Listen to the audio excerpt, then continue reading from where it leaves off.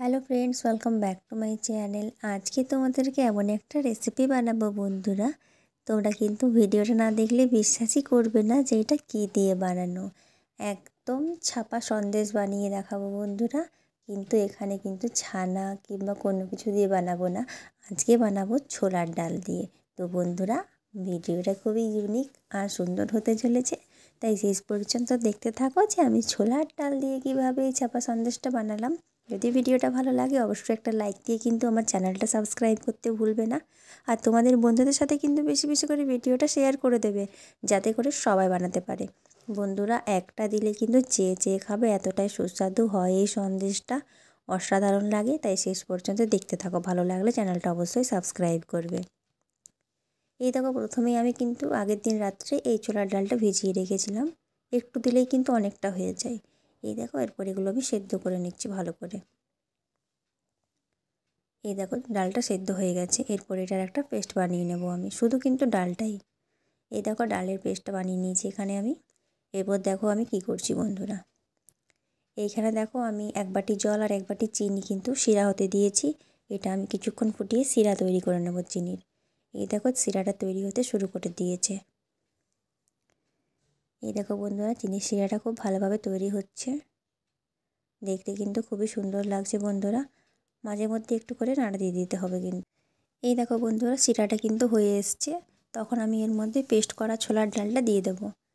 এই দেখো, কিন্তু পুরোটাই দিয়ে দেবো। এই দেখো বন্ধুরা, এইটুখানি ছোলার ডালে কিন্তু কতটা হয়েছে দেখো পেস্ট, অনেকটা কিন্তু হয়ে যায়, তাই তোমরা আন্দাজ বুঝে একটু দেবে। রেসিপিটা কিন্তু খুব সুন্দর হতে চলেছে। এই দেখো, ফ্লেমটা আমি লো করে দিলাম।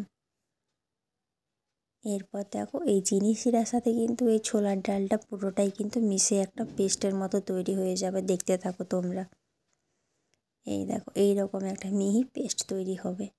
দেখতে কতটা সুন্দর লাগছে বন্ধুরা। দেখো, এই পর্যায়ে এসে কেউ কিন্তু বুঝতেই পারবে না যে এটা কিন্তু ছোলার ডাল দিয়ে বানানো। কতটা সুন্দর লাগছে দেখো। একটু ফুটিয়ে নিতে হবে। এরপর এর মধ্যে দিয়ে দিলাম আমি গুঁড়ো দুধ।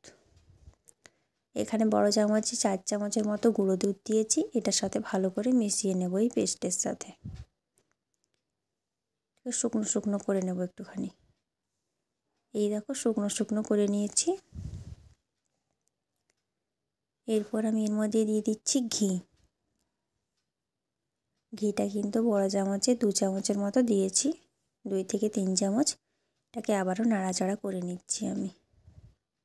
এরপর কিন্তু এটাকে নামিয়ে নেব। এটা কিন্তু হয়ে গেছে বন্ধুরা, একদম তৈরি হয়ে গেছে। এই দেখো, নামিয়ে নিয়েছি। এই দেখো, হাত দিয়ে এরকম করা যাচ্ছে, এরকম কিন্তু তৈরি হয়েছে। তো দেখো, একটা গোল করে নিয়েছি আমি এভাবে।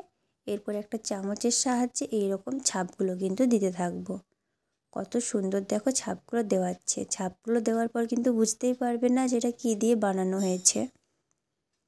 তো দেখো বন্ধুরা, এখানে তৈরি হয়ে গেছে আমাদের রেসিপি ছোলার ডালের ছাপা সন্দেশ। কেমন লাগলো বন্ধুরা রেসিপিটা কমেন্টসের মাধ্যমে জানাতে কিন্তু একদম ভুলবে না।